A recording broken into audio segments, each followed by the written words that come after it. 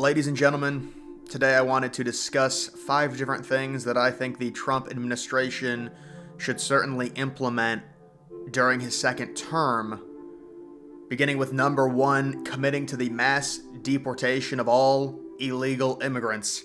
The administration has long said they will start with the criminals, but according to some recent statements, it does seem like they might already be backtracking the full widespread deportation operation. There are a number of reasons as to why this might be happening logistically. Mass deportations are not necessarily cheap, but this is what the people voted for.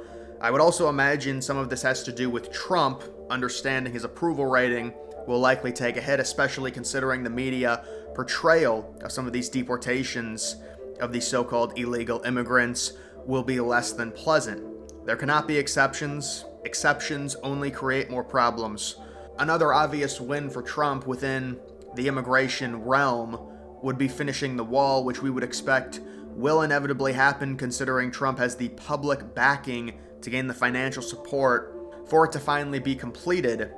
And a much more brazen approach, an approach that I would have preferred, would have been for Trump to virtually freeze immigration in its tracks, signaling the many millions of illegals we have uncounted at this point as a primary reason for the pause. Ideally, Trump would immediately pause all immigration and start the rapid deportations, although that is unlikely.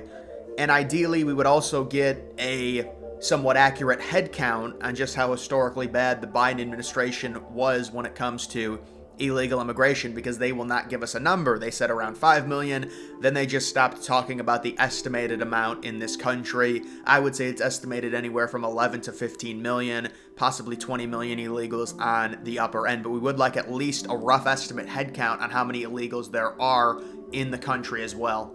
Number 2, Donald Trump should aggressively attack the NATO alliance, not necessarily by leaving it, but at least giving the United States the leverage that it deserves considering the military that they do have compared to the other NATO countries. If I were Trump, I would call for an ultimatum proposal. The United States will stay in NATO, but countries must pay 0.2% of their GDP to the United States for us to remain in the alliance.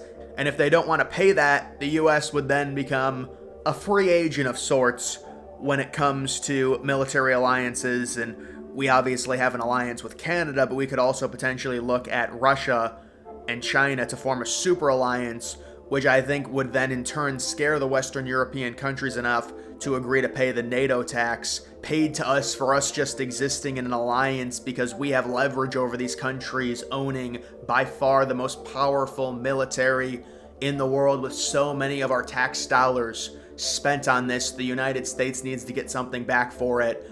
I mean, technically we do have a lot of military bases in other countries, but still we should leverage that even more, especially when it comes to something like this NATO alliance.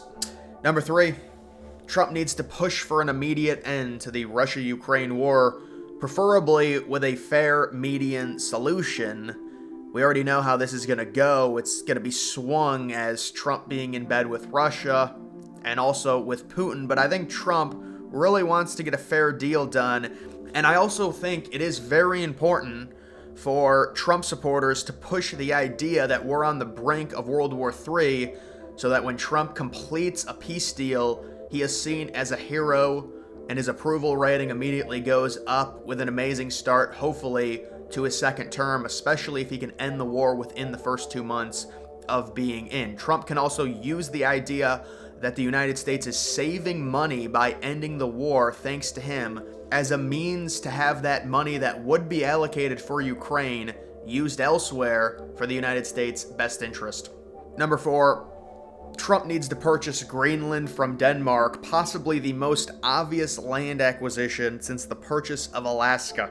Greenland is rich in something we call rare earths. However, those rare earths are not easy to extract from the giant glacier.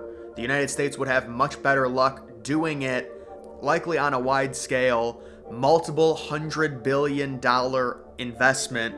In essence, Denmark, based off of their current economic size, is wasting Greenland as opposed to the United States.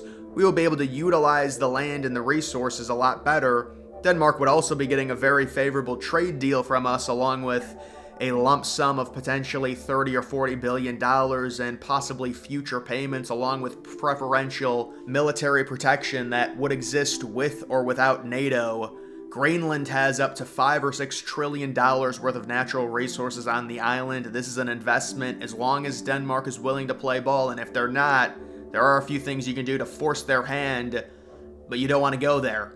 Ideally, you're able to entice Denmark enough, considering it would be very hard for them to make an investment and try and get back that 30 or 40 billion dollars via mining that the United States would just be able to give them in a split second. It seems like a very obvious decision for the Danish. Number 5, Trump needs to create a strategic Bitcoin reserve ASAP with an immediate investment of 5% of the total supply of Bitcoin. This is how the United States will solve debt. Bitcoin inevitably, even though you could argue right now Trump would be buying near the top of the cycle, it undoubtedly long-term will go up. Bitcoin, as a decentralized, finite asset with a fixed supply of 21 million, serves as a hedge against fiat and monetary mismanagement. Holding Bitcoin would diversify U.S. reserves. Unlike gold, Bitcoin is easier to move, simpler to verify, and is increasingly viewed as digital gold because of its limited supply as well as its growing demand.